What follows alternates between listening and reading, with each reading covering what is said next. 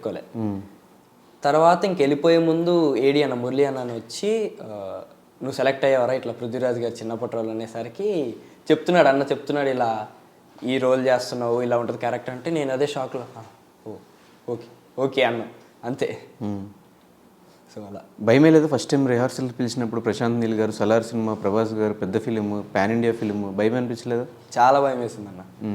అంటే మన బెస్ట్ ఇచ్చేయాలి, ఎక్కడ మనకి బ్యాడ్ నేమ్ రాకూడదు, నీల్ సార్ డైరెక్షన్లో అనేసరికి స్టార్టింగ్లో చాలా భయం వేసింది. కానీ నీల్ సార్ బిహేవియర్ అట్లా ఉండదు అనమాట, కలిపేసుకుంటారు ఒక ఫ్యామిలీ ఫ్రెండ్ లాగా. అస్సలు అన్కంఫర్టబుల్గా ఉన్నాం సార్ సెట్లో, చాలా ఫ్రీగా ఉండొచ్చు. అంటే ట్రైలర్ మొత్తం మీ ఇద్దరిది కనిపించేసరికి సినిమాలో కూడా సగం మీరే ఉండేలా అనిపిస్తుంది నాకు. అన్ని రోజులు షూట్ అయిందా? 10 to 15 days అయిందన్న అంతే. 10-15 days. ఎంత డ్యూరేషన్ ఉండొచ్చు సినిమాలో? పార్ట్ 1 ఒకటేనా, పార్ట్ 2లో కూడా ఉండే ఛాన్సెస్ ఉన్నాయి?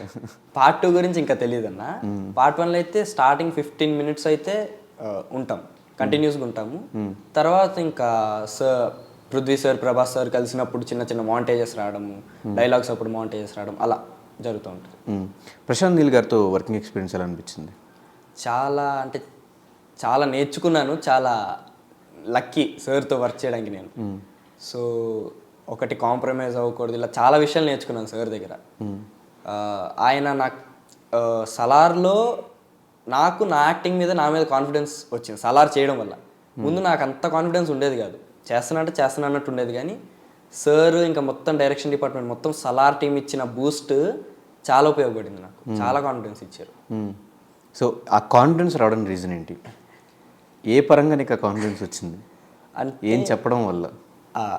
సో నాకు పెద్ద ఉండేది కదా, అంటే యాక్టింగ్ చేస్తున్నా అన్నట్టు ఉండేది, కానీ చేస్తున్నా వెళ్తున్నా అన్నట్టు ఉండేది. కానీ ఒక్కసారి సెట్కి వెళ్ళాక నేను నా బెస్ట్ ఇస్తున్నా, అప్పటికి సార్ ఇంకా ఇంకా ఇంకా అంటున్నారు. అంటే ఏది బాగాలేదని చెప్పలే ఇప్పటిదాకా సార్, ఇంకా కావాలి అన్నట్టు చెప్తారు. అలా చెప్పడము, అన్న వాళ్ళు వచ్చి బాగా చేస్తున్నావు అన్నావు, నార్మల్గా అంటారు కదా, సరే బాగా చేస్తున్నానేమో అనుకొని లైట్ తీసుకున్నా. నేను ఫస్ట్ సీన్ అయిపోయింది, సెకండ్ డే అనుకుంటా షూట్. సార్ అక్కడ మానిటర్ ఉంటే నేను ఇక్కడ కూర్చొని ఫుల్ ఇంటెన్స్ సీన్ మొత్తం అలసిపోయి అలా కూర్చొని ఉంటే సార్ ఏమో పిలిచి కార్తికేయ గుడ్ జాబ్ అన్నారు.